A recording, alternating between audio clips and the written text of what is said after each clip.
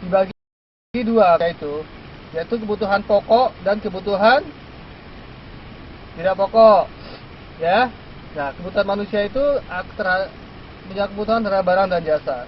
Kebutuhan pokok misalnya tadi makanan, pakaian, perumahan, atau biasa disebut adalah sandang, pangan, papan, ya. Kemudian kebutuhan yang tidak pokok adalah mungkin itu tadi sudah disebutkan bahwa kebutuhan tidak pokok pertama kali adalah mungkin kalau standar mungkin pakaiannya mungkin ya dulunya belinya di departemen store biasa, ya kan? Misalnya di E-Mart atau apa, atau Net atau apa ya di Taiwan ya. Kalau di Indonesia mungkin di Matahari. Kemudian karena sudah kaya mungkin ada kebutuhan untuk menggunakan pakaian dari merek-merek tertentu, ya. Misalnya tadi Mbak Sulasri sebutnya di Sogo dia beli, ya. Kalau saya mungkin biasa-biasa saja lah, ya. Atau pergi ke spesial, atau mungkin punya penjahit khusus, ya. Kalau saya tukang jahit biasa gitu di pasar, ya. Atau sogonya sogo jongkok kalau di tempat saya, ya. Jadi dibedakan. Jadi walaupun sama kita butuh sandang, pangan dan papan, tetapi kadangkala kebutuhan manusia juga karena tidak terbatas, sandang juga meningkat. Kebutuhan sandang yang tadinya mungkin pada saat penghasilannya masih biasa saja gitu ya, bekerja biasa saja, anggaplah misalnya penghasilannya masih 20.000 NT sebulan gitu kan, mungkin biasa saja gitu. Tiba-tiba kemudian karena saya dengar kan mas-mas dan mbak-mbak ini mungkin ada yang nyambi jadi MLM, kemudian penghasilannya menjadi 50.000 sebulan gitu kan. Nah, sudah mulai ingin tampil beda misalnya kan. Itu contohnya. Jadi kebutuhan manusia, karena itu kebutuhan manusia itu disebut tidak terbatas. Manusia itu memang tidak ada batasnya. Kalau kita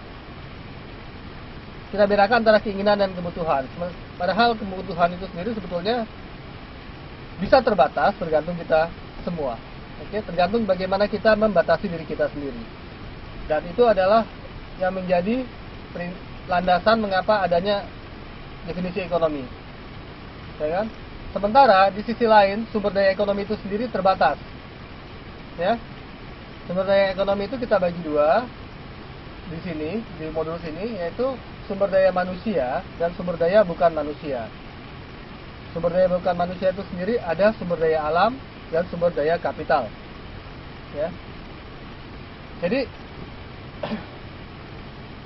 pada dasarnya apa yang disebut dengan sumber daya manusia? Sumber daya manusia yaitu kita semua. Jadi saya, kalian, ya. Kalian ini kan di sini semua bekerja, memproduksi sesuatu. Misalnya saya sekarang memberikan jasa pengajaran. Ya kan, berarti saya melakukan suatu kegiatan produksi atau memproduksi jasa. Sama seperti kalian. Kalian juga bekerja, ada yang bekerja di pabrik, ada yang bekerja di domestik, ada bekerja di mungkin di nursing house, ya. Kalian memproduksi jasa, ya. Kemudian kalau untuk yang di pabrik, ya, sumber daya manusia memproduksi jasa yaitu bekerja di pabrik. Tetapi pabriknya sendiri memproduksi barang, ya. Jadi dibedakan, ya. Nah, sumber daya bukan manusia itu sendiri, sementara di sisi lain sumber daya bukan manusia itu sendiri juga ada terbatas, ya. Jadi pertama sumber daya alam. Sumber daya alam jelas terbatas karena kita tinggal di bumi. Bumi itu ya manusianya makin banyak, buminya ya gini-gini aja gitu ya. Tanah terbatas, ya kan. Kemudian mineral, misalnya emas, minyak, gas. Kemudian yang lain juga ya, misalnya besi, batu bara dan lain sebagainya, barang tambang, dan itu terbatas. Kemudian juga sumber daya kapital. Apa yang disebut sumber daya kapital? Apa itu sumber daya kapital? Ayo. Atau modal?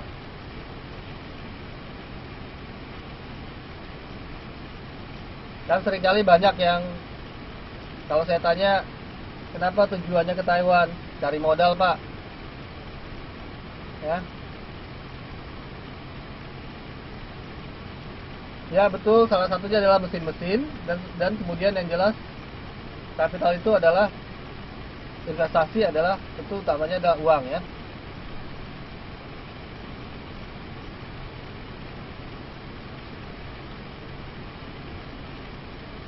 Ya kan? Tapi pada konteks ini adalah peralatan-peralatan produksi, mesin-mesin dan fasilitas produksi lainnya. Oke, sudah paham ya?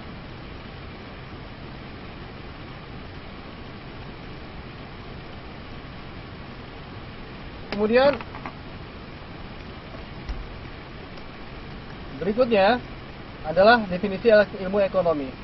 Definisi ilmu ekonomi sendiri dimulai dari ekonomi secara modern, itu dimulai dari Adam Smith. Ini kita belajar sejarah sedikit ya. Adam Smith tentang wealth yang pada tahun 1776 menuliskan buku tentang Wealth of Nation. Wealth of Nation itu yaitu kemakmuran suatu negara, ya kan? Nah, definisi ilmu ekonomi menurut Bapak Adam Smith ini, pertama adalah ekonomi sendiri adalah tentang studi tentang kegiatan produksi dan pertukaran antara anggota masyarakat, ya kan? Jadi pada zaman dahulu kala sebetulnya sudah ada ekonomi, tetapi mungkin pada zaman dahulu kala belum ada uang. Pada saat tukar menukar mungkin dengan cara barter, ya kan? Misalnya siapa ini? Sulastri misalnya punya satu karung beras, ingin menukar dengan satu karung garam karena butuh garam ya, kepada misalnya siapa, Friska gitu ya, dan sebagainya. Nah, karena dulu kan sulit untuk mencari orang yang dan melakukan tukar menukar. Oleh karena itu timbullah pertama kali adalah suatu bentuk alat tukar, yaitu uang. Pada zaman dahulu kala uang itu dalam bentuk emas, perak dan sebagainya. Karena emas, perak dan sebagainya itu adalah benda-benda yang mempunyai nilai yang tinggi dan juga jarang didapat. Jadi sudah ada suatu bentuk ekonomi juga di situ, karena bagaimana menggunakan suatu benda yang mempunyai nilai tukar yang mahal dan standar. Ya. Oke, kembali lagi itu ke poin berikutnya. Jadi studi ekonomi itu kedua adalah menganalisa perilaku variabel-variabel ekonomi seperti harga, output atau produksi serta kesempatan kerja. Nah, hal ini diperlukan bagi pemerintah dalam merumuskan kebijakan perekonomian. Nah, dalam ekonomi kita akan melihat sebetulnya variabel-variabel ekonomi ini apa aja. Tetapi di sini ini variabel ekonomi secara general ya. Kita ke depan akan belajar mikro. Kalau ekonomi mikro itu kita akan bicara tentang pasar saja. Sementara ilmu ekonomi yang dijelaskan saya saat ini, Adam Smith, adalah masih ekonomi yang global. Jadi kita akan seperti biasa lah di ekonomi, kalau kalian lihat di koran atau di apapun tempat di televisi, orang bicara ekonomi adalah bicara harga, bicara barang, produksinya apa, kesempatan kerja. Misalnya ekonomi di Indonesia memburuk, kenapa? Karena kesempatan kerjanya rendah. Karena itu pada pergi ke Taiwan cari kerja, gitu ya. Oke. Berikutnya adalah ilmu tentang pilihan, yaitu bagaimana masyarakat bisa memilih atau menggunakan sumber daya produktif yang terbatas untuk memproduksi berbagai komoditi. Seperti kita ketahui bahwa sumber daya produktif itu terbatas. Misalnya di Indonesia pengen produksi barang, tetapi karena tenaga kerjanya pada bekerja di luar negeri seperti ke Taiwan, ke Malaysia, ke Jepang dan lain sebagainya, akhirnya nggak punya orang, ya kan? Karena tidak punya orang, tidak bisa memproduksi, begitu. Atau misalnya barang-barang bahan-bahan bakunya juga tidak ada. Misalnya kita ingin memproduksi yang sederhana aja lah. Misalnya kita ingin memproduksi, Indonesia ini kan orang Asia, kita makan nasi ya, makan beras gitu ya, makan nasi. Kita yang bahan bakunya adalah beras, ya. Nah, oleh karena itu kita perlu sawah untuk menanam padi. Tetapi karena akhir-akhir ini tanah itu terbatas, pada dijadikan mungkin mall atau perumahan baru, sehingga ladang padi tersebut atau sawah tersebut semakin berkurang, ya kan? Kemudian juga ada masalah lain, adalah tenaga kerjanya berkurang karena pada pindah ke kota, bekerja menjadi buruh pabrik atau dan lain sebagainya. Itu contoh adalah masalah-masalah di ekonomi. Nah, ilmu ekonomi itu kita akan melakukan pilihan. Jadi kita akan pelajari bagaimana mengoptimasi, ya. Masyarakat memilih atau menggunakan sumber daya produktif tersebut untuk memproduksi berbagai komoditi seperti itu tadi, beras, mungkin kalau miara ayam, telur, daging, pakaian, rumah dan lain sebagainya. Kemudian yang terakhir, definisi ilmu ekonomi ini kita bicara tentang mempelajari tentang uang, suku bunga, kapital dan kekayaan. Ya. Jadi nah, di situ kita bicara tentang ilmu ekonomi nanti akan juga mempelajari tentang mengapa orang kok meningkat suku bunga, mengapa ada uang tadi, ya kan? Mengapa nilai tukar uang itu mesti berubah-ubah? Misalnya Indonesia dengan Taiwan, dulu kursnya 290, sekarang 300, kemudian 300 dan jadi 290, mungkin jadi 315, kemudian turun naik, ya kan? Indonesia kok sama dolar selalu rendah terus dan sebagainya, ya. Nah, itu nanti ada lagi cabang ilmu ekonominya, itu ekonomi moneter, ya. Semua itu bertujuan tentu pada ujungnya adalah untuk mengatasi masalah-masalah ekonomi, bagaimana suatu negara bisa bersaing terhadap negara lain, dan itu akan adalah kebijakan perekonomian yang dilakukan pemerintah, ya. Oke, selanjutnya adalah ekonomi berdasarkan Samuelson adalah studi tentang bagaimana orang-orang atau masyarakat memilih menggunakan berbagai sumber daya yang terbatas agar tercapai kepuasan maksimum dari kebutuhan yang terbatas atau output. Seperti kita ketahui tadi ya.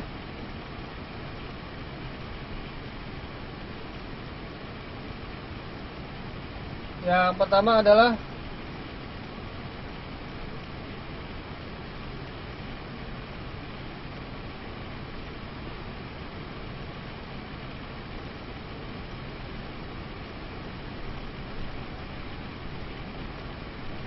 karena kita punya sumber daya yang terbatas, maka kita harus melakukan pilihan supaya kepuasan kita itu terpenuhi semua. Jadi contohnya misalnya adalah itu tadi, kita perlu sandang, perlu tangan, perlu papan, ya kan? Tetapi ya kemampuan kita, mungkin uang kita itu terbatas. Kemudian yang mensuplai juga terbatas, ya kan? Contoh sederhananya itu kembali ke diri kita lah, misalnya. Nah, kita akan melakukan prioritas dan untuk berusaha memenuhi kebutuhan kita agar semua tercapai, gitu kan? Misalnya sekarang seseorang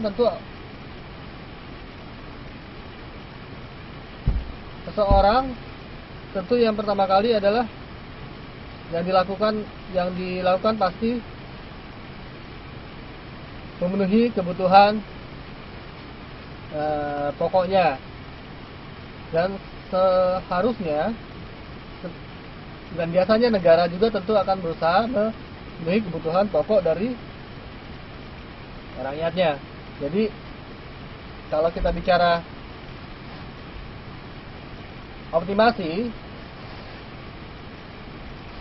tentu yang pertama kali dilakukan adalah bagaimana kita memenuhi kebutuhan pokok, kemudian baru kebutuhan sekunder.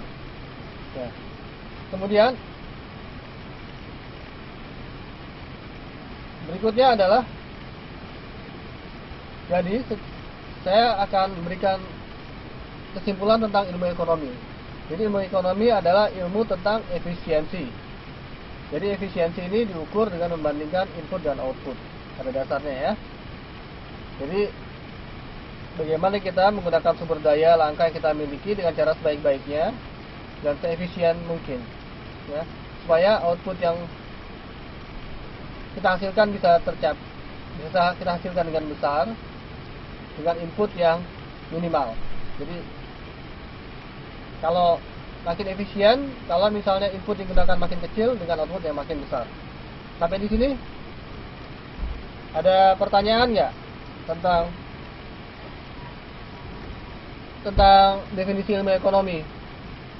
Pada intinya ilmu ekonomi itu sederhana, hanya bagaimana menggunakan keterbatasan sumber daya untuk mencapai kepuasan maksimum dari kebutuhan manusia tersebut. Ada pertanyaan?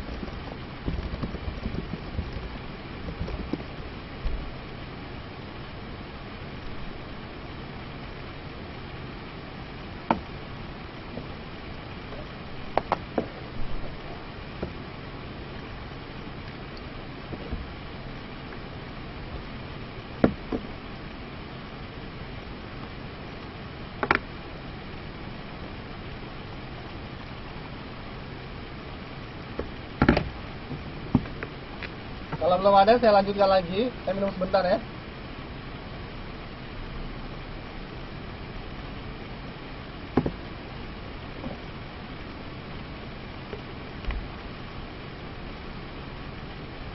Kemudian berikutnya adalah latar belakang fundamental dari masalah pokok organisasi ekonomi. Seperti yang sudah saya jelaskan, pertama adalah sumber daya. Masalah pokoknya sederhana ya. Sumber daya produktif langka, kemudian juga mempunyai penggunaan alternatif, kemudian kebutuhan manusia tidak terbatas. Oleh karena itu, timbul masalah adalah apa yang mau kita produksi, berapa banyak dan bagaimana. What, how much, and how. Dan untuk siapa. Ya kan?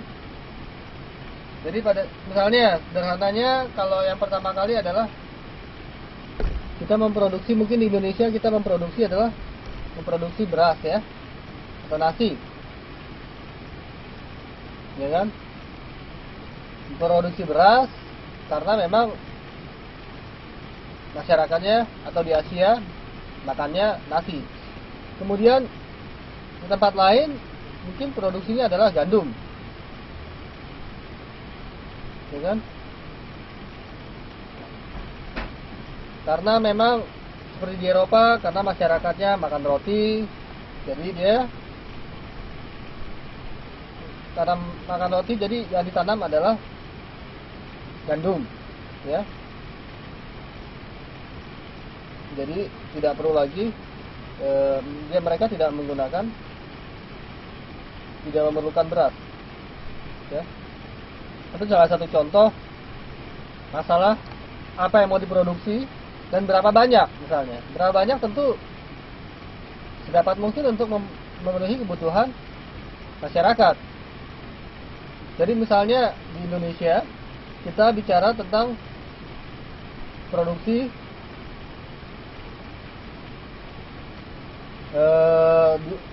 beras untuk konsumsi berapa produksi beras, kebutuhan beras Indonesia per tahun misalnya. Karena rakyat Indonesia itu kan ada banyak ya, 250 juta orang ya. Mungkin dikurangi yang di Taiwan. Di Taiwan mungkin nggak perlu lah seperti saya dan kalian ya. Misalnya kalau sehari makan beras, makan nasi 3 kali sehari, 3 kali itu kira-kira misalnya setengah kilo. Nah kebayangkan, berarti sehari harus ada 125 juta kilo. Dalam 1 tahun kita bisa hitung sendiri, 125 juta kilo dikali dengan 365 hari. Nah itu kan besar sekali ya. Jadi itu apa dan berapa banyak? Oleh karena itu, bagaimana Indonesia bisa memproduksi beras sebanyak itu, ya kan? Ya kan? Nah, karena sangat banyak, ya kan? Tentu ya memang harus bertani ya, tasih ya. Tetapi di mana pertanian tersebut? Nah, di situ kita lihat sumber daya produktif yang bisa digunakan untuk bertani nasi, beras itu terbatas. Dan misalnya tanah tersebut juga seperti dijelaskan di layar juga punya penggunaan alternatif. Misalnya untuk di Jakarta, di kota. Kalau untuk di kota besar mungkin orang tidak akan ada yang mau bertani. Mengapa? Karena harga tanah mahal. Harga tanah karena mahal, maka dianggap tidak produktif kalau hanya ditanami beras. Tetapi dia akan lebih produktif kalau dijadikan rumah, kemudian dia sewakan atau dia jual atau dia tempati, ya. Nah, di situ berdampak kepada kurangnya jumlah tanah yang dapat ditanami. Oleh karena itu selalu akan ada trade off. Selalu akan ada trade off antara sumber daya yang produktif dan kebutuhan manusia. Dan oleh karena itu di situ diperlukan ada suatu manajemen, suatu ilmu untuk bagaimana kita memaksimalkan kebutuhan manusia, ya. Jadi misalnya ada yang butuh rumah, butuh di kota besar, kemudian akhirnya yang terjadi adalah seperti di negara lain juga adalah untuk di kota tanah itu diperuntukkan untuk gedung, kemudian tanah itu diperuntukkan untuk perumahan, ya, dan juga untuk kegiatan berdagang. Sementara di tempat lain, di desa, ya, digunakan untuk menanam padi, ya, atau kalau di tempat lain digunakan untuk menanam gandum, ya. Sampai sini ngerti ya? Nah, karena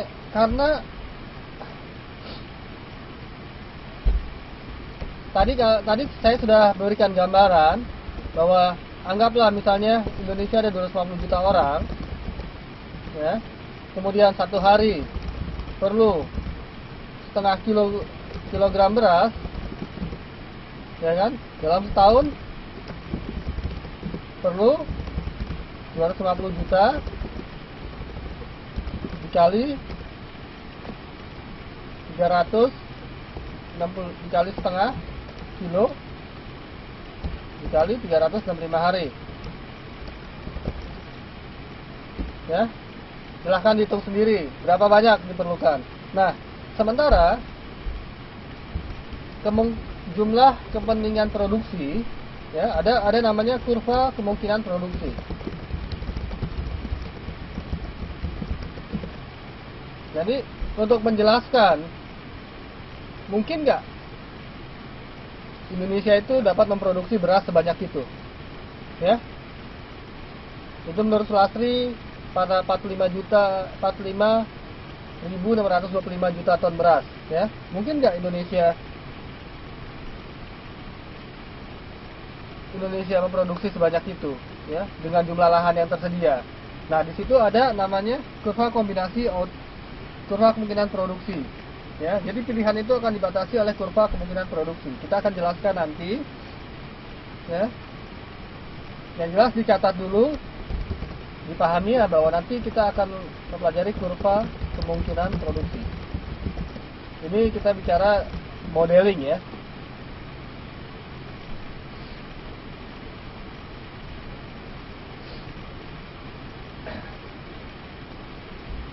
Ya. Jadi kurva kemungkinan produksi itu nanti akan membatasi, dari namanya saja sudah kemungkinan produksi, membatasi produksi kita. Jadi misalnya ternyata Indonesia itu hanya mampu 40 ribu ya, 40 ribu berapa tadi, juta ton beras, 40 juta ton berarti 40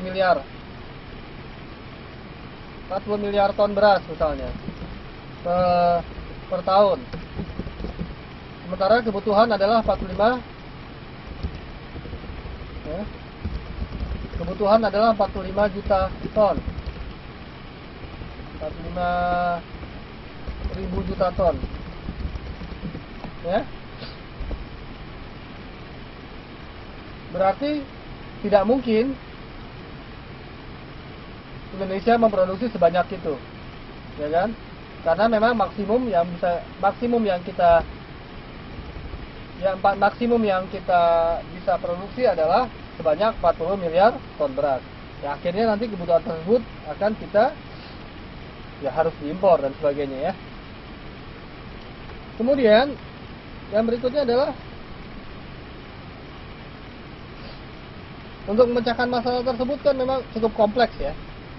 Kalau mungkin waktu zaman dahulu kala, pada saat ekonomi masih ya ribuan tahun yang lalu, manusia masih sederhana, kebutuhan juga tidak macam-macam, apapun yang kita penuhi, apapun kita inginkan, dibatasi oleh tempat kita tinggal, ya.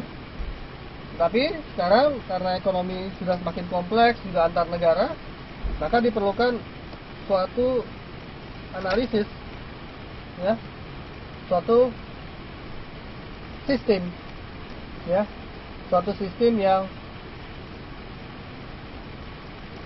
dapat digunakan untuk menyelesaikan masalah-masalah pokok organisasi ekonomi tersebut, ya. Nah, pada dasarnya masyarakat ekonomi modern ini di dunia ada 3 sistem ekonomi untuk menyelesaikan masalah-masalah ekonomi tersebut. Yang pertama adalah sistem ekonomi pasar murni, atau sering disebut orang kapitalis, ya. Jadi kalau misalnya kapitalis, ya kan, itu semua diserahkan kepada ekonomi pasar, ya.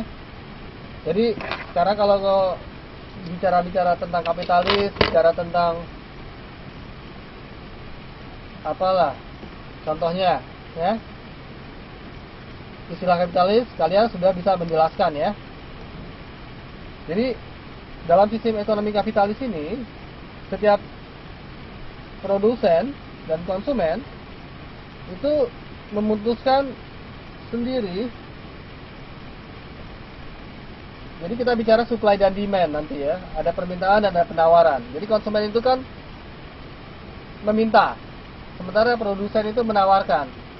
Nah, jadi keseimbangan harga, ya, tercapai pada benar-benar terjadi atas bekerjanya pasar. Jadi kurva itu nanti akan bergerak diserahkan pada mekanisme pasar. Jadi pemerintah di situ tidak ikut campur tentang harga. Jadi misalnya harga beras atau harga beras keseimbangannya adalah 5.000 kilo. 5.000 per kilo misalnya, 5.000 rupiah ya.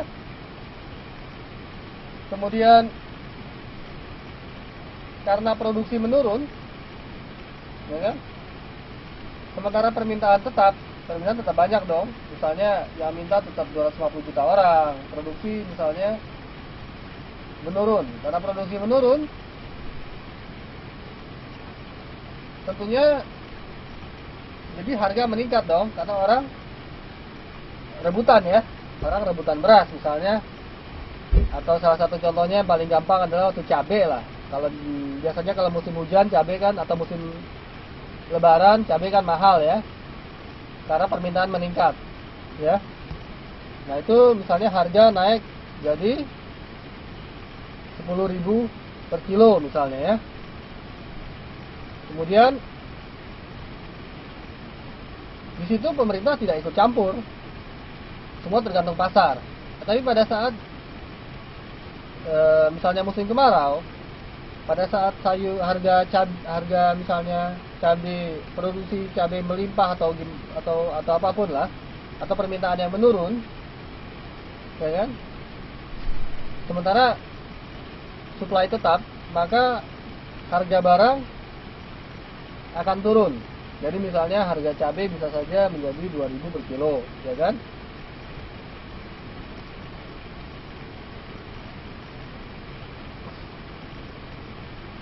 Jadi harga naik, maka sebetulnya bukan harga naik permintaan turun ya. Kalau permintaan pasar itu kan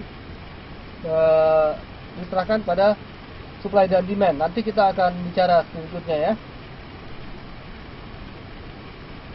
Ada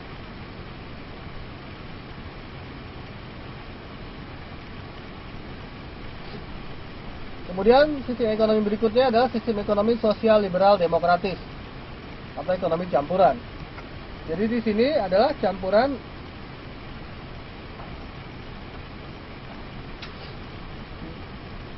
antara kapitalis dengan sosialis. Jadi misalnya biasanya sih untuk harga-harga pokok, barang-barang kebutuhan pokok biasanya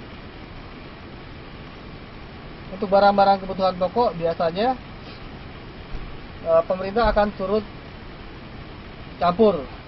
Salah satu contohnya adalah Indonesia. Di Indonesia itu pemerintah akan ikut campur bila harga kebutuhan pokok terlalu tinggi.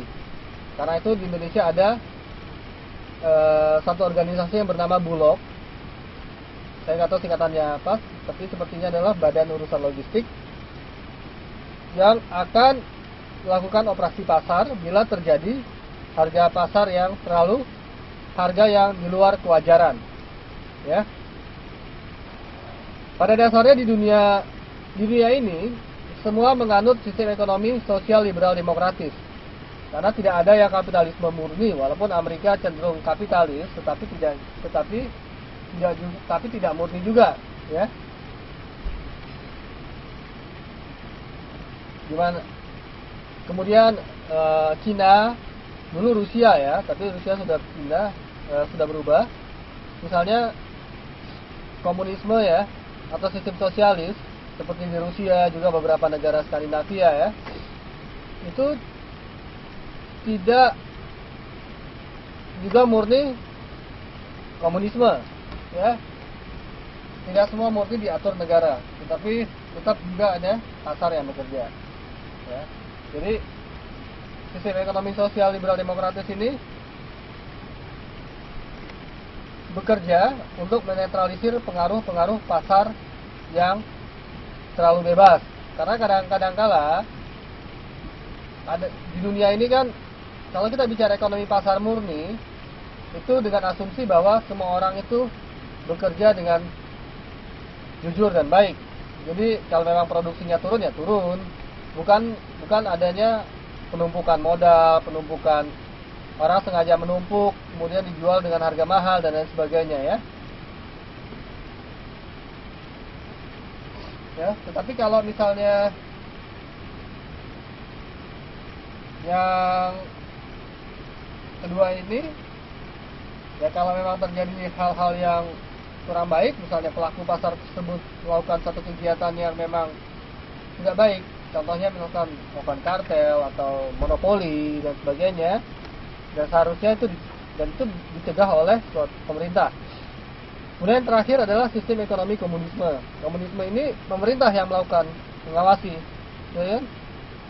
Semua anggaran, semua kebutuhan ekonomi masyarakat ditentukan oleh pemerintah, ya.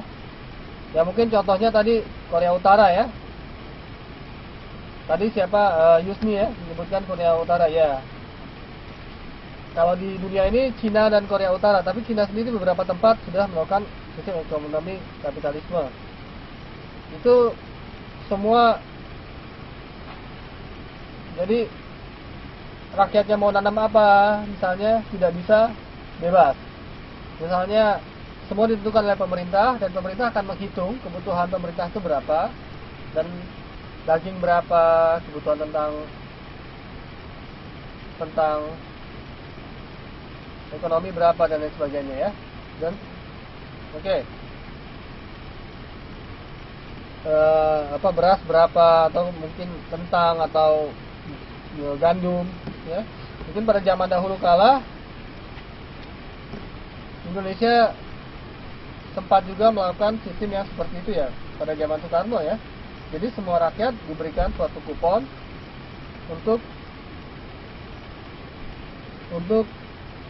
mengambil kebutuhan sehari-hari, misalnya beras, minyak goreng dan lain sebagainya.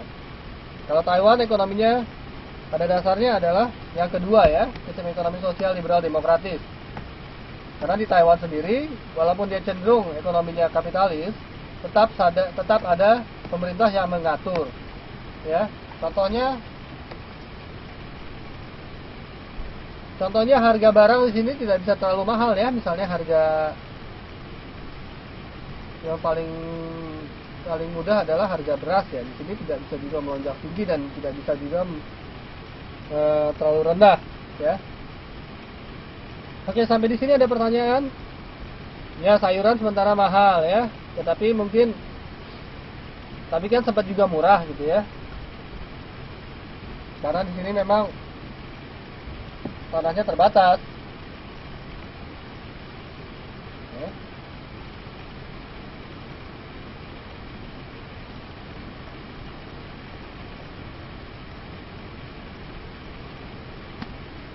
Sampai sini ada pertanyaan?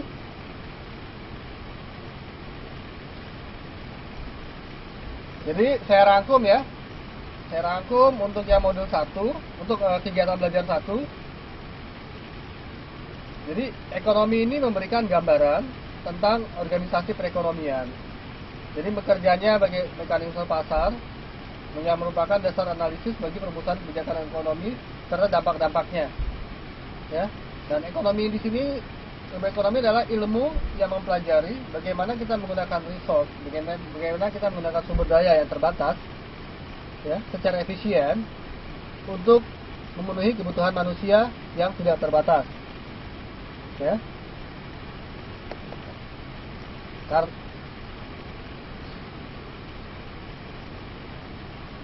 Oke, paham ya? Saya lanjutkan kepada kegiatan belajar 2. Ya. Kegiatan belajar 2 adalah metodologi dan perkembangan ilmu ekonomi. Sekarang metodologi ilmu ekonomi bertujuan untuk menyusun prinsip-prinsip ekonomi yang kemudian digunakan untuk merumuskan kebijakan ekonomi. Ya. Sebagai contoh misalnya ya. Karena ekonomi kan seperti tadi, semua terbatas, juga kompleks karena kondisi saat ini kan kondisi saat ini sendiri kan tidak mudah ya. Maksudnya ekonomi sendiri sudah sangat kompleks. Ekonomi ada antar negara, tidak cuma sekedar antar daerah, tetapi juga antar negara. Kemudian ada nilai mata uang yang berubah-ubah, nilai tukarnya dan lain sebagainya ya. Oleh karena itu perlu ada suatu metodologi untuk melakukan analisis ya. Bagaimana prinsip-prinsip ekonomi ini dijalankan, disusun dan dijalankan, kemudian untuk digunakan merumuskan kebijakan ekonomi, ya. Sebagai contoh misalnya, kita lihat di gambar ini bisa dilihat di modul ya, halaman 16, hubungan antara fakta, prinsip, dan kebijakan ekonomi. Jadi faktanya adalah, misalnya pertama kali adalah gambaran yang relevan tentang suatu aspek masalah. Kemudian kita verifikasi, ya kan? Ini ada yang salah ya, harusnya ini kembali ke panah-panahnya, saya ada yang salah di sini, ya. Jadi bisa diverifikasi. Kemudian prinsip atau teori ekonomi yaitu generalisasi perumusan tentang perilaku ekonomi. Kemudian diuji kembali lagi ke fakta, ya. Sini ada yang salah, nanti saya perbaiki. Kemudian setelah ini semua model ini selesai, kemudian barulah kita laksanakan kebijakan ekonomi, yaitu pengendalian perilaku ekonomi, ya. Jadi pertama kali seperti tadi yang saya jelaskan sederhana, kita ilmu pengetahuan itu kan semua harus berdasarkan kepada suatu fakta atau data yang empirik, data yang jelas. Sebagai contoh misalnya kalian pasti kan sering ke pasar ya. Biasanya kalau orang yang jualan itu kan dia ngerti kebutuhan secara, dia sudah terlatih orang kebutuhan itu apa saja gitu, sehingga dia barang yang dia jual itu selalu dia berusaha untuk menjual barang yang memang dibutuhkan oleh masyarakat. Jadi pada saat secara sederhana dia sudah melakukan satu analisa tentang kebutuhan masyarakat dan barang-barang yang dibutuhkan. Nah, kalau kita tarik semua dalam level yang lebih besar, ya, ditarik misalnya semua kita kumpulkan, si A yang jualan sayur, B yang jualan buah, dan C misalnya jualan daging di pasar, semua kita kumpulkan.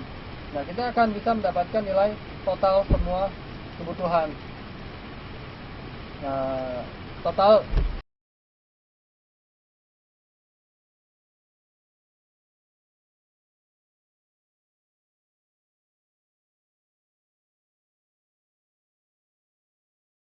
Nah, kalau setiap pasar kemudian kita kumpulkan, pasar A misalnya di Yonghe atau di pasar tempat lain, semua saya dikumpulkan, akan kita tarik lagi dalam satu kota misalnya.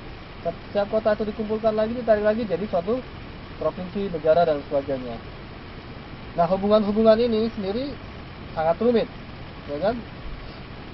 Oleh karena itu, kita harus menggunakan suatu model, ya.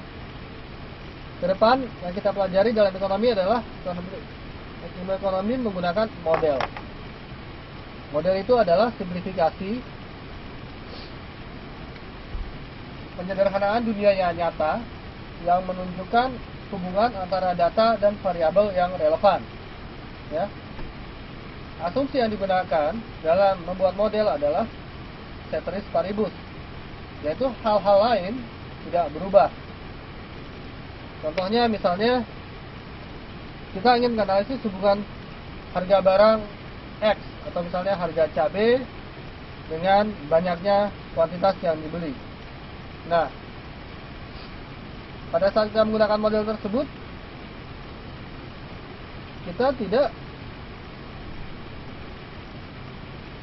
kita menganggap hal-hal lain, barang-barang lain itu tidak tetap, hal-hal lain tetap tidak berubah. Nah, itu yang disebut ceteris paribus, ya. Jadi pada dasarnya sebetulnya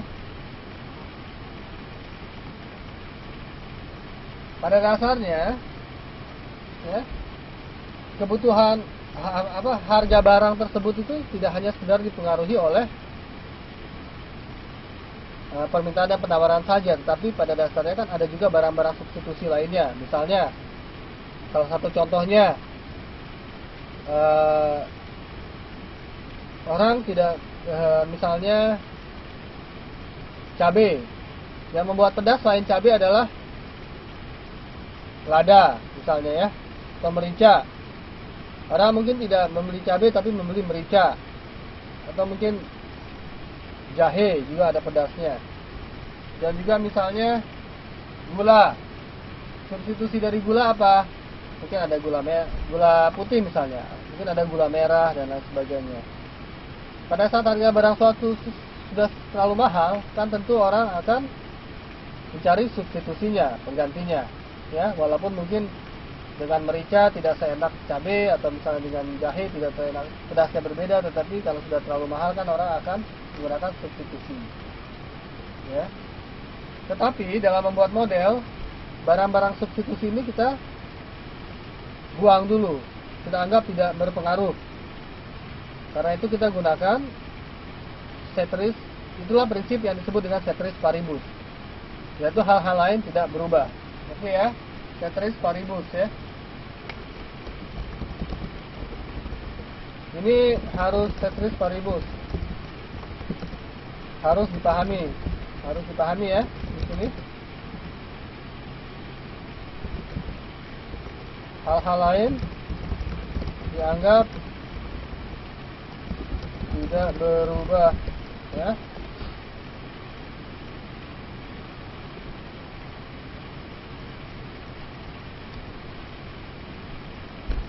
Jadi pada dasarnya adalah, untuk membantu menganalisa kita menggunakan model. Nah, untuk membuat model ini bisa dalam berbagai bentuk. Kita bisa menggunakan juga misalnya tabel. Yang saya contohkan di sini adalah tabel ya. Tabel itu bisa dalam bentuk, di sini contohnya adalah harga beras. Harga beras per kilo. Misalnya pada saat harga beras 15.000 per kilo, ya kan? Nah, pada saat ini kita bicara dengan yang pertama adalah permintaan, jumlah beras yang diminta, dan kemudian jumlah beras yang ditawarkan, ya kan?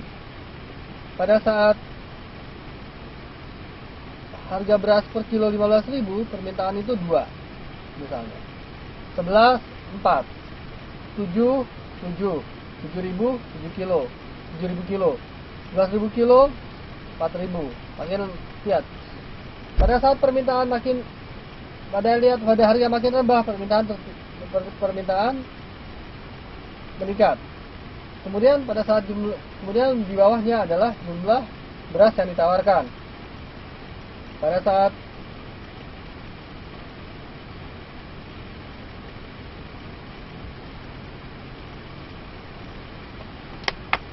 ini saya ada salah lagi sedikit ya. Yang di bawah ini harusnya kuantitas yang ditawarkan ya.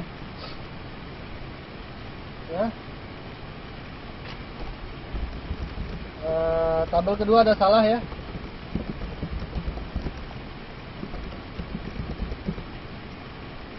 Maksudnya kuantitas yang ditawarkan ya.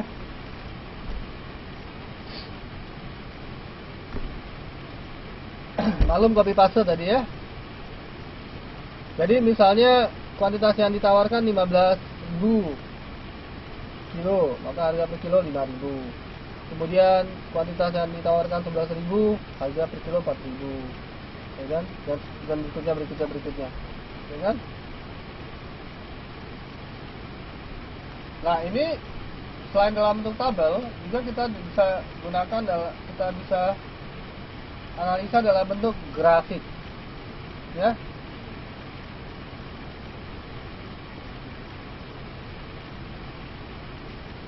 Ini yang masih dapat pertanyaan apa di sini?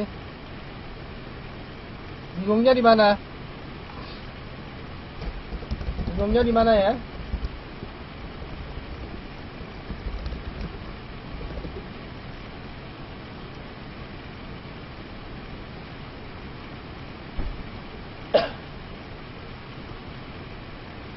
Ya. Kalau harga per kilo 5.000 yang ditawarkan 15.000, harga 4.000. Jadi nah, mungkin bisa jelasnya lihat di gambar berikutnya. Ya kan? Ini contoh demand dan supply. Ini demand, gambar yang oranye, dan supply yang biru. Demand yang biru dan supply yang oranye, ya. Yang di tengah ini adalah keseimbangan. Jadi pada saat sebelah kiri ini adalah Ya, sebelah kiri adalah harga. Di Y ini adalah sumbu Y adalah harga dan sumbu X adalah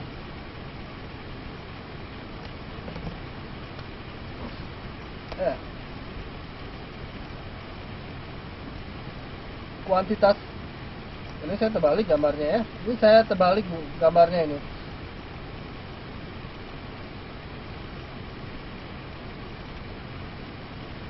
Harusnya diputar. Nanti saya perbaiki ya berikutnya, ya.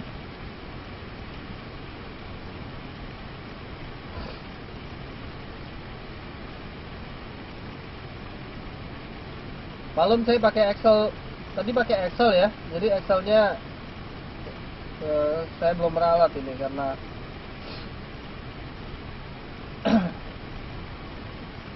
kita kembali ke yang di buku aja. Nanti saya perbaiki ya.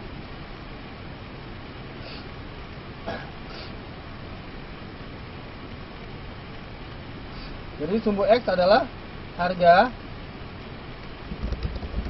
sumbu X harga, sumbu Y kuantitas, ya. Jadi ini adalah grafik PQ, ya, supply dan demand. Gak apa-apa lah, saya mohon maaf ya, karena ini masih pengantar, jadi saya perbaiki ya.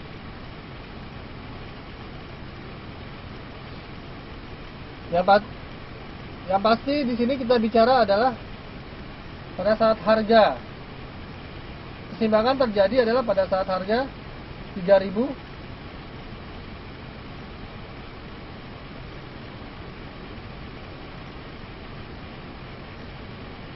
rupiah ya. Tembus ini ya kan, dengan permintaan sebanyak 7.000 ya.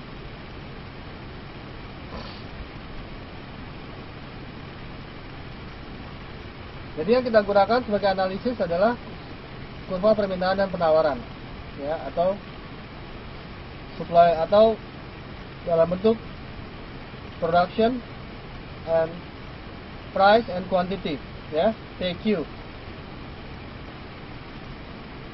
Halo? Yang lain dengar nggak? Ini ada yang nggak dengar ini ya. Jadi Galuh kalau memang nggak dengar, mungkin coba ada masalah mungkin ya.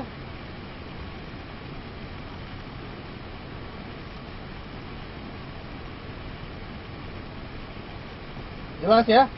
Oke. Jadi pada saat kita bicara nanti adalah di ekonomi mikro ini kita bicara pasar.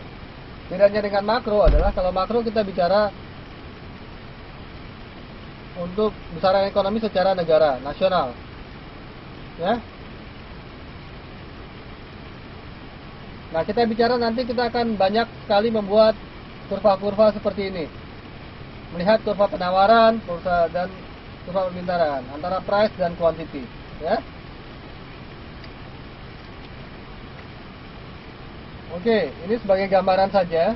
Nah, kelemahan model ini pertama kali adalah sulit membedakan antara fakta atau variabel, ya kan? Kemudian model ekonomi dimanapun juga adalah suatu pendekatan, ya.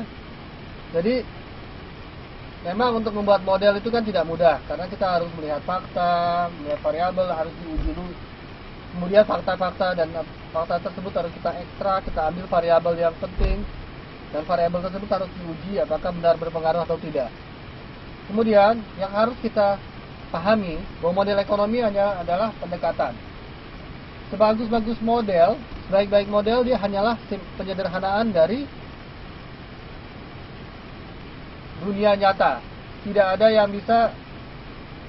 ada model yang sangat sempurna sehingga dapat melakukan modeling dari suatu ekonomi di dunia, dari suatu sistem ekonomi di dunia ini, ya. Jadi ya seperti tadi, grafik dan tabel hanyalah alat bantu untuk kita menganalisa, mengerti mengapa suatu harga barang itu berubah, ya. Tapi pada dasarnya kita pada saat melakukan analisa tersebut banyak asumsi-asumsi yang kita gunakan. Contohnya adalah ceteris paribus tadi, ya.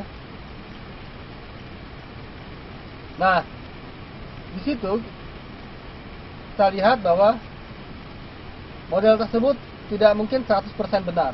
Mereka hanya mendekati, ya. Harus dipahami, ya. Jadi kadang-kadang model tersebut untuk suatu kasus tertentu dia dapat menjelaskan, tapi untuk digunakan di kasus lain dia tidak bisa menjelaskan. Model tersebut tidak tepat, ya. Jadi kalau ada dengar-dengar komentator ekonomi di mana di TV kelihatannya memang rumit, ya, memang sangat rumit, ya. Kemudian dalam penyusunan model itu pertimbangan-pertimbangan etis atau nilai-nilai moral tidak dimasukkan. Jadi apa adanya. Jadi kadang-kadang, ya kan, dalam model ini kan semua bekerja dalam bentuk matematik, ya.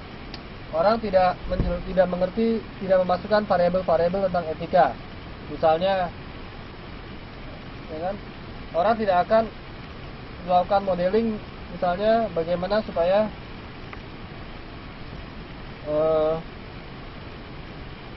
misalnya faktor agama, ya, atau nilai-nilai masyarakat tertentu. Contohnya yang paling sederhana adalah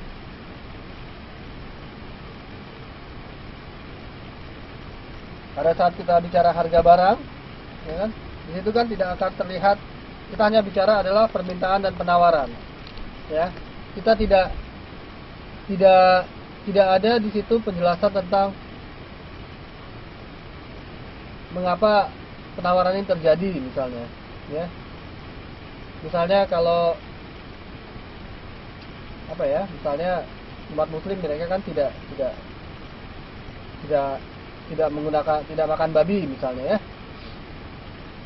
dan sebagainya. Mungkin pada saat kurva penerimaan dan penawaran daging babi, ya apa adanya gitu kan dimasukkan, tidak ada faktor agama yang dimasukkan ke sana. Mereka hanya menganalisa apa adanya, permintaan sekian dan harga sekian. Kemudian apa sih manfaat prinsip teori ekonomi? Ya, manfaatnya itu tadi, pertama adalah menjelaskan mengapa suatu hal terjadi, mengapa suatu peristiwa ekonomi ini terjadi, faktor apa yang mempengaruhi, bagaimana prosesnya, dan prinsip-prinsip ekonomi tersebut dapat digunakan sebagai alat untuk menganalisis realita, ya. Kemudian yang kedua adalah sebagai dasar untuk penyusunan kebijakan ekonomi. Jadi untuk menyelesaikan masalah ekonomi tertentu, ya. Oke, sampai sini paham? Ada pertanyaan? Paham? Belum ada, ya, kita hanya mengantar. Kemudian berikutnya kita bicara sejarah sedikit, ya. Bicara perkembangan deskripsi dan kebijakan ekonomi. Perkembangan ekonomi sendiri itu, penggerak ekonomi modern itu dimulai pada tahun 1776. Ini semua orang ekonomi sangat paham, ini disebut bapaknya ekonomi, yaitu Adam Smith.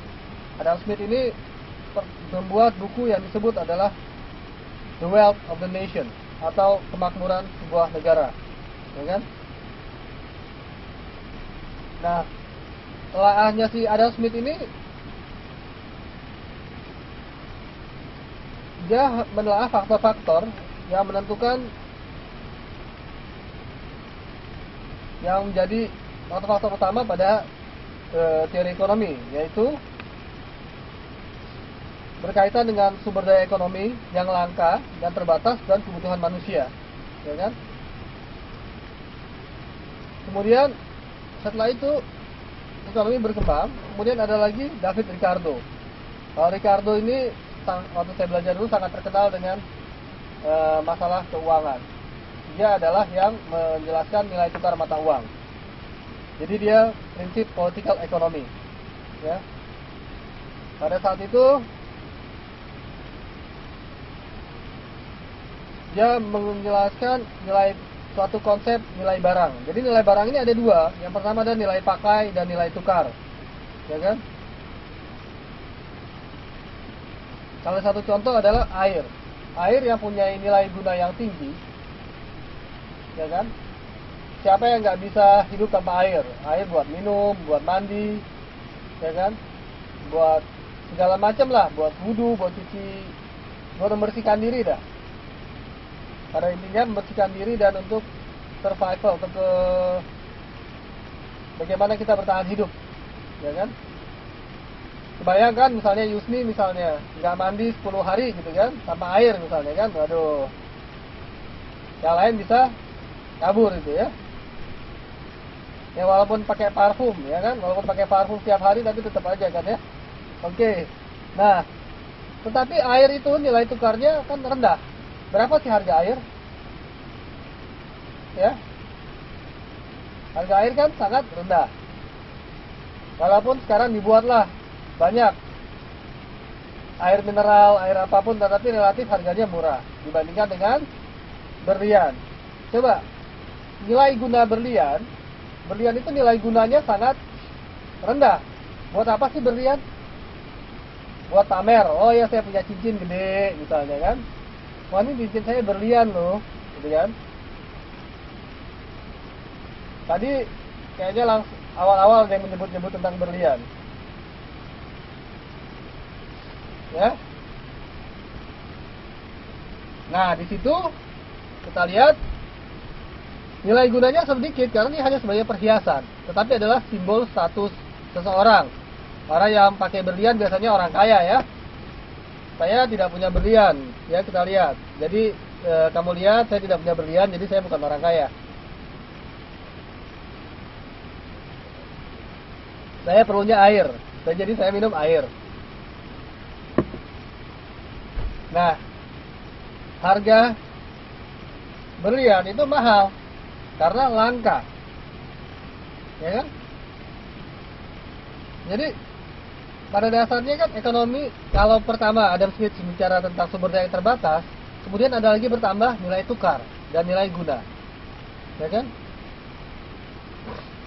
Nah di situ kita lihat ekonomi itu makin lama makin kompleks, ya kan? Bahwa manusia ternyata sudah punya kegunaan, sudah punya ada faktor lain, ya. Sebagai contoh, ada harga barang yang kalau dikasih harga murah malah tidak laku. Coba misalnya kalian mau beli harga barang berlian itu dihargai murah.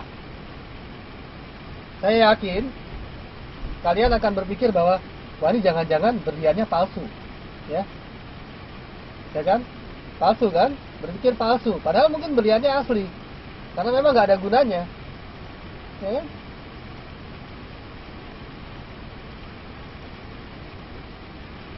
Jadi berlian itu memang harus mahal. Atau misalnya apa ya? Mobil. Kalau mobil itu harganya murah, wah mustahil kan?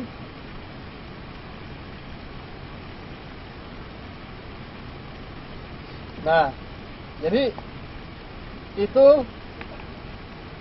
jadi ekonomi, kembali kepada perkembangan ekonomi, deskripsi kebijakan ekonomi, kita lihat bahwa di situ timbul lagi satu parameter baru. Selain sumber daya ekonomi juga ada nilai tukar dan nilai guna, ya. Kemudian ada lagi faktor biaya produksi, ya kan? Jadi nilai tukar dan nilai guna itu ada hubungan dengan oleh biaya produksi, ya kan?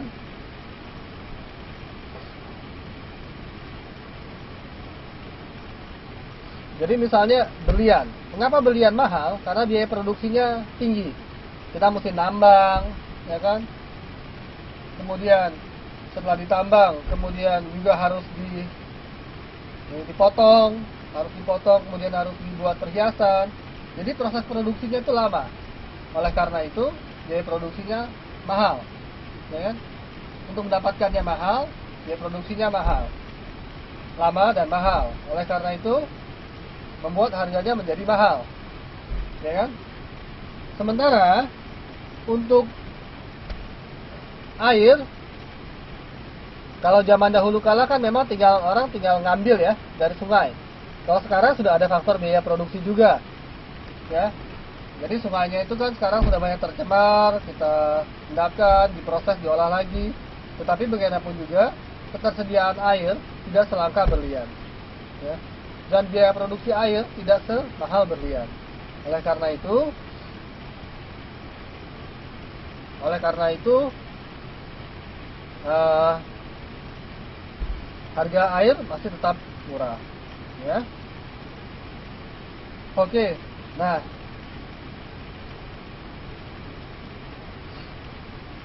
teori-teori dari Smith, Ricardo dan para pengikutnya itu disebut adalah kaum klasik, ya kan? Kalian bisa baca lagi lebih jelas di halaman 25 modul 1 ya. Kemudian berikutnya ada Alfred Marshall. Marshall ini sudah lebih modern. Dia ingin berusaha menggabungkan dua konsep dari kelangkaan sumber daya ekonomi dan konsep nilai tukar tadi. Nah, di sini Alfred Marshall menulis buku yang disebut Principle of Economics, bahwa permintaan dan penawaran secara simultan akan menentukan harga. Jadi konsep gambar dari dua ini adalah penawaran dan permintaan yang simultan, ya. Jadi kedua-duanya ini yang akan menentukan harga, ya.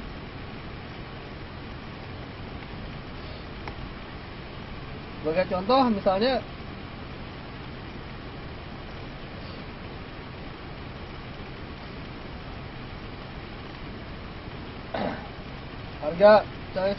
harga minyak. Harga minyak itu tetap mahal. Kenapa? Karena biaya produksinya juga mahal, walaupun permintaannya juga banyak. Kenapa? Untuk memproduksi suatu liter minyak, kita harus melakukan suatu pengeboran. Ya, untuk melakukan proses pengeboran tersebut sendiri ada suatu proses yang sangat panjang, ya. Jadi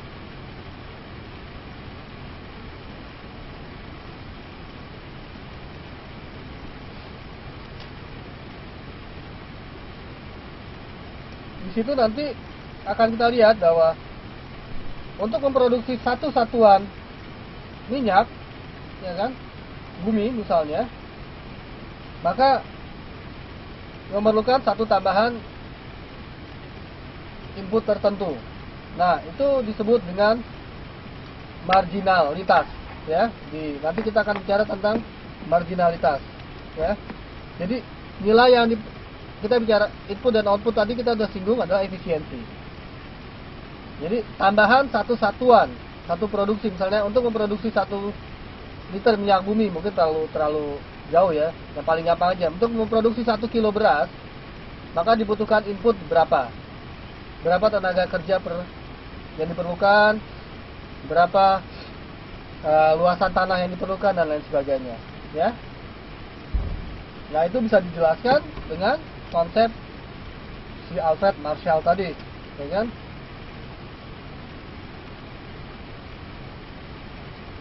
Nah, kemudian berikutnya, nah, saya kira untuk sementara ini saya sampai ke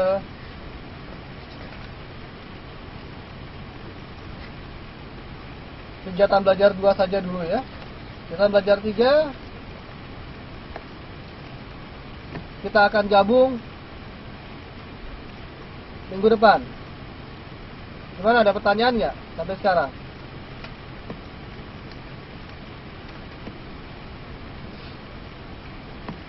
Halo? Ada pertanyaan? Kalau nggak ada, mungkin saya sudahi dulu ya sampai sini. Karena ini pengenalan, kalau terlalu banyak juga nanti pusing. Ya. Pada dasarnya kita akan mempelajari ekonomi ini tentang ekonomi pasar, ya. Sementara belum ada tugas, ya. Kalian tugasnya baca saja. Tugasnya dibaca modul 1, modul 2, modul 1, kegiatan 1, kegiatan 2 dan kegiatan 3, ya. Kemudian coba latihan ujian. Di sini ada kunci jawaban juga, ya. Karena masih pengenalan belum ada, tapi berikutnya untuk berikutnya mulai minggu depan saya akan berikan tugas, ya. Karena tugas di sini kan belum ada hitung-hitungan nih, masih teori-teori lah. Besok saya singgung sebentar kegiatan belajar 3 bekerjanya sistem ekonomi pasar. Tapi pada dasarnya sudah saya singgung sebentar tadi, ya, sedikit, ya.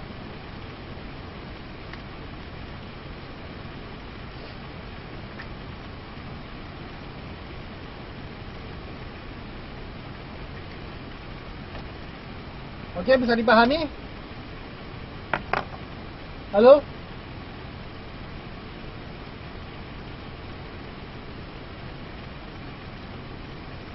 Berapa orang yang belum punya modul?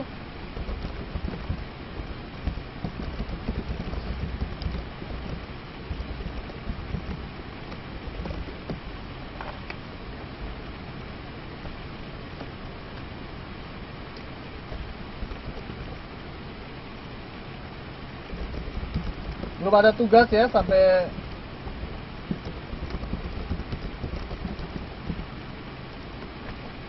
ini seluruh Anissa belum ada modul, ya.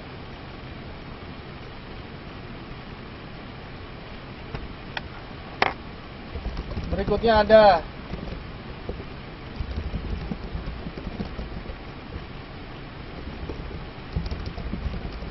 mulai minggu depan. Jadi minggu depan kalian akan mulai belajar tentang kurva penawaran penerimaan.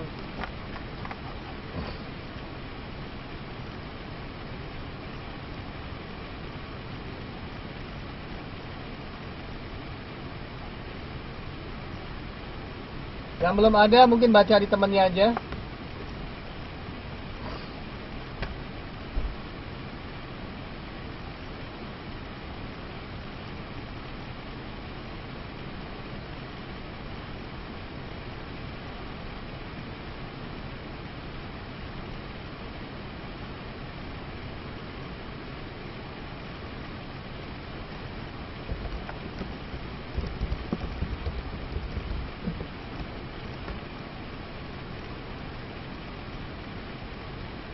Kalau tidak ada, saya ucapkan terima kasih, ya.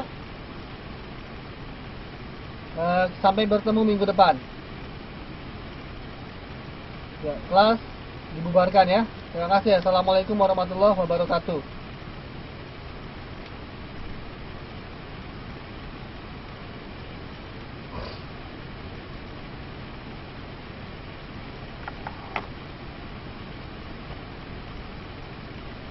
Minggu depan ditambahlah 15 menit, ya.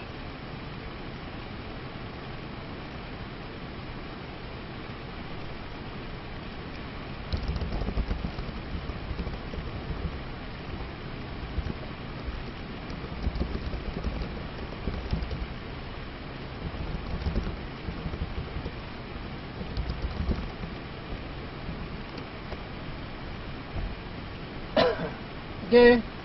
Terima kasih.